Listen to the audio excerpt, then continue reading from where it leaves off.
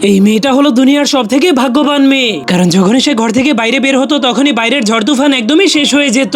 এরপর সে যখনই রাস্তায় জমে থাকা একটা পানির গর্তকে দেখতে পায় তখনই সে খেলার জন্য সেটার মধ্যে লাফ মেরে দিলে হঠাৎ করে তার পায়ের নিচে একটা কাগজ উড়ে এসে তাকে সেখান থেকে বাঁচিয়ে দেয়। এমনকি সে লটারি মেশিনের সামনে দিয়ে হেঁটে গেলে তার ভালো ভাগ্যের কারণে লটারি মেশিনগুলো অটোমেটিক সবাইকে জিতিয়ে দিতে থাকে। কিন্তু এরপর সে রাস্তার পাশ দিয়ে হাঁটতে শুরু করলে তাকে দেখে রাস্তার পাশের মোড়ে থাকা ফুলগুলোও বেঁচে উঠতে শুরু করে দেয়। এমনকি ছোট ছোট পাখিরা তার ভালোবাসায় মুগ্ধ হয়ে তাকে ফুলের মালা পরিয়ে দেওয়ার জন্য চলে আসে। কিন্তু তার বাড়ির পাশেই এমন একটা ছেলে বাস করতো যার ভাগ্য অনেক খারাপ ছিল। এই জন্য সে তার ঘর থেকে বাইরে বের হলেই বাইরে বৃষ্টি শুরু হয়ে যেত। কিন্তু তার ভাগ্য এতটাই খারাপ ছিল যে সে ছাতা নিয়ে বাইরে বের হলেই বৃষ্টি থেমে যেত।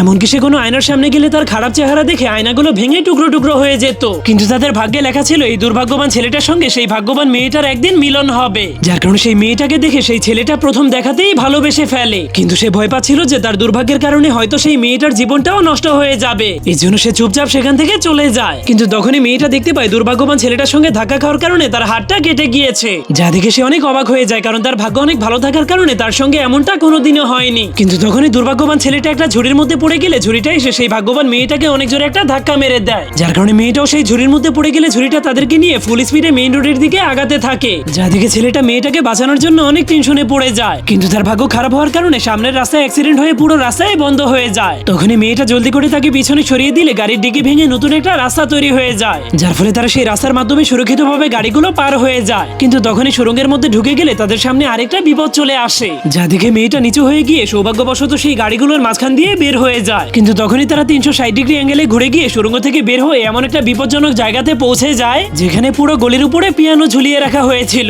কিন্তু ছেলেটার ভাগ্য অনেক খারাপ হওয়ায় উপর থেকে ভারী ভারী পিয়ানোগুলো তার মাথার উপরে পড়তে শুরু করে দেয়। যার কারণে মেয়েটা যখনই তার হাত ধরে ফেলে তখনই তারা দুইজন সুরক্ষিতভাবে পিয়ানোর উপরে পৌঁছে যায়। তখন তারা দৌড়াতে দৌড়াতে পিয়ানোগুলোকে সুন্দরভাবে বাজাতে বাজাতে অবশেষে আবারও সেই ছোট্ট গাড়িতে নেমে যায়, যেটা উঁচু নিচু রাস্তার উপর দিয়ে অনেক জোরে জোরে চলছিল।